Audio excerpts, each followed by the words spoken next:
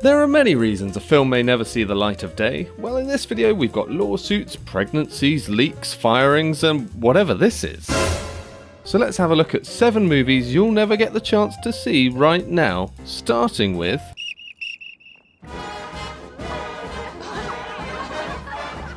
10 Things I Hate About You was a surprise smash back in 1999, quadrupling its $13 million budget at the box office and coming in only second to The Matrix in its opening weekend. But rom-coms don't often get sequels. Once the rom is consummated, you're kind of done. And yet the director of 10 Things I Hate About You, Gil Younger, decided there was plenty more gravy left on this train and penned his own sequel, 10 Things I Hate About Life. Not a direct sequel, of course. This began filming in 2012 and Heath Ledger had sadly passed by then. No, 10 Things I Hate About Life was more of a spiritual successor, aiming to hit the same notes as the original but with a different story and cast. Cast including Evan Rachel Wood from Westworld and the 100's Thomas McDowell, who play a pair of suicidal 20-somethings who gradually find reasons to live and fall in love. Initially, filming started and then was reportedly put on hold due to Evan Rachel Wood becoming pregnant, rescheduled for later in the year after the lead had had her baby. However, late in 2013, Wood left the film, stating she'd not been paid beyond her initial advance. Indeed, rumours were swirling about financial troubles associated with the project, and during the film's hiatus in mid-2013, a trailer of the initial footage was released, which also included director Gil Younger, who seemed to be filming himself on some kind of webcam in front of 2 screens that have the title of the movie written in Comic Sans. Oh, come on, Gil, you're better than that. He can be heard talking about the financial success of the first film. Cost $11 million and has amassed over $64 million worldwide. And how this new one will have a similar worldwide appeal, presumably in the hopes of drumming up some investment, as I'm pretty sure trailers don't usually talk about budgets and a franchise's brand awareness and the promise of a massive opening weekend. Anyway, filming didn't continue, with the production company attempting to sue Evan Rachel Wood for $30 million in 2014, a suit which unsurprisingly, and much like this film, did not amount to anything. Your attention, please. Are there any Polar Express passengers in need of refreshment? Remember when Robert Zemeckis, the well-known filmmaker who made such classics as Forrest Gump, the Back to the Future trilogy and Castaway, decided that he flippin' loved mid-noughties motion capture technology? Well, you should, because he created many of the decade's best Uncanny Valley masterpieces such as 2004's Polar Express, 2007's Beowulf, and A Christmas Carol. No, not the good one, this 2009 monstrosity. And after those, the next story in Robert's crosshairs was a motion capture remake of 1968's Yellow Submarine. This film would feature CGI beetles travelling to Pepperland in the aforementioned sub to drive away the blue meanies. Look, it was the 60s, this kind of stuff made sense. Starring Peter Serafinowicz as Paul McCartney, the project was canned in 2011 after the poor return from A Christmas Carol, followed by the absolute tanking of Mars Needs Mums. Or Moms. Yeah, I've not heard of it either. Disney decided that this style of movie that looks like a bad David Cage game had run its course and pulled the plug. Zemeckis shot the film around to other studios for a bit before losing interest himself, stating, "It would have been great to bring the Beatles back to life, but it's probably better not to be remade." And on this very brief initial evidence, he's probably right.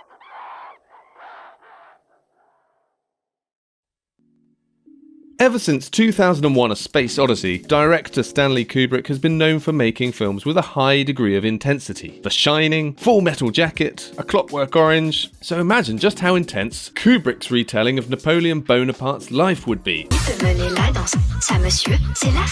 Yeah, flippin' intense. Well, I'm afraid we'll just have to imagine, because Kubrick's own seafaring showcase was put on hold back in the late 60s. Stanley was planning to do a large-scale biopic about the boat-loving, pointy hat-wearing Francophile Napoleon Bonaparte. He threw himself into pre-production work, learning all about the French Emperor to produce his 148-page screenplay, which told the story of Napoleon from birth to death in a breezy 2.5 hours. Jack Nicholson was even in the running to play the compact commander, but it wasn't meant to be. In an interview in 2019, Kubrick's longtime executive producer and brother-in-law Jan Harlan said, "Stanley only had a pre-production agreement with MGM, an agreement to make a plan, a schedule, a budget, and these elements were delivered, but MGM did not proceed to the next stage."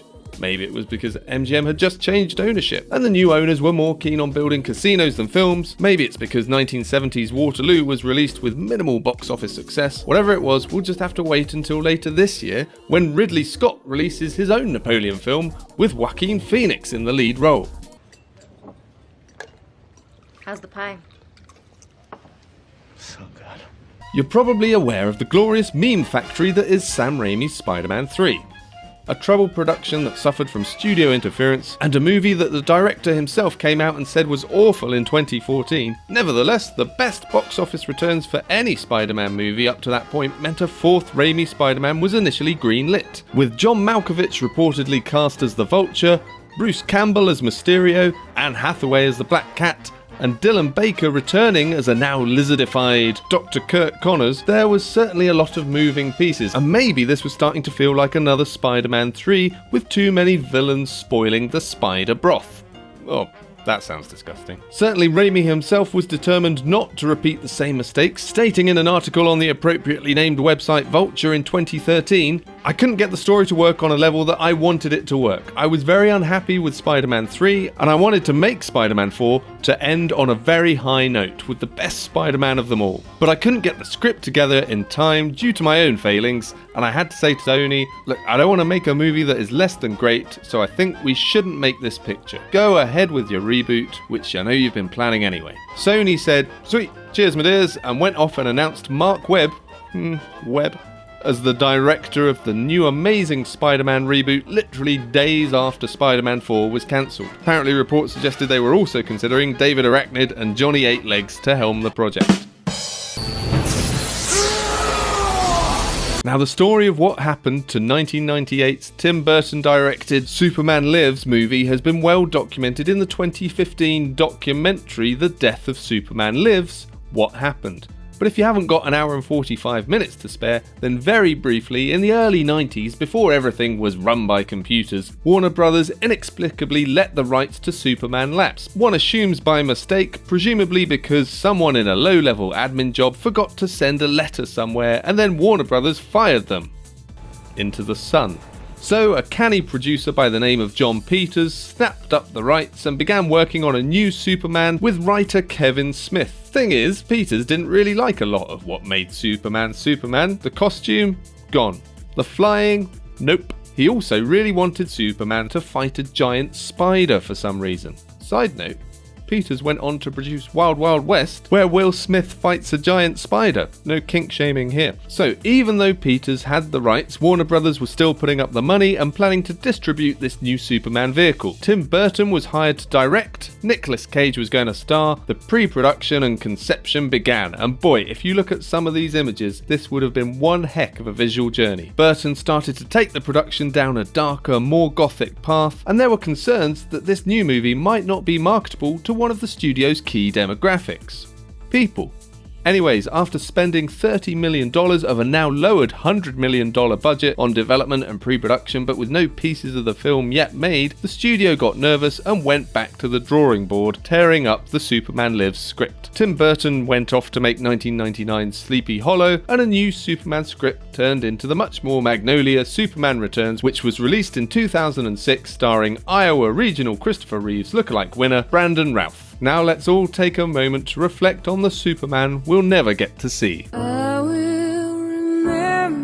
Now this next one isn't one cancelled movie, technically it's two. Alien Awakening was to be the first dip into the primordial alien goo for District 9 creator and Charlotte Copley collaborator Neil Blomkamp. Planned as a follow-on from Aliens, the second film, Sigourney Weaver was reportedly in favour of the project, and concept art for it looked cool, if you like that xenomorph kind of thing. The project was fairly swiftly canned, however, with not much evidence coming out into the public arena as to why. Neil himself has kept pretty quiet on the subject, only occasionally joking about reasons why this film never moved forward, like in this interview with The Guardian where he said it's possible that Ridley watched Chappie and he was like, this guy can't do Alien, so let's just go ahead and move on. And yeah, maybe Chappie wasn't very well received, maybe the studio got spooked. But after spending 2 years conceptualizing Alien Awakening only for it to be canned, Blomkamp himself has said that he won't get involved in any existing IPs after that experience. So his movie's gone, although the rumoured title seems to have stuck, as Alien Awakening became the reported name of Ridley Scott's new Alien prequel film to follow on from 2017's Alien Covenant. However, after the poor box office showing for that installment, and now we're 6 years on from that and there's been barely any word on a third Alien prequel film even being in development, this film, in whatever form, may be as dead as John Hurt after a smoochy kiss with a facehugger.